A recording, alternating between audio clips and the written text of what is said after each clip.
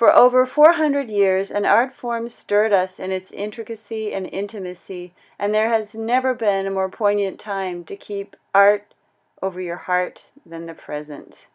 The portrait miniature.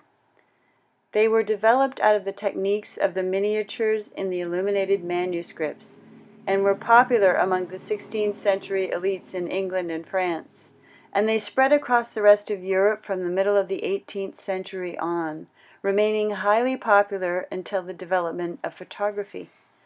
These portraits became intimate gifts given within families, or by hopeful males in courtship, and they were at once status-laden objects and societal connection forgers. Some of the rulers bestowed them at times of war, and then when family members were going to be absent for significant periods, when husbands were going to war or emigrating, or when a daughter was getting married. As America developed its own new form of royalty, and the art forms flourished from within, American shores featured the nimble hands of John Singleton Copley. We explore the miniature portrait in process with watercolor and inks as we work from the delicate inspirations at the Currier, as well as from the faces in our own lives.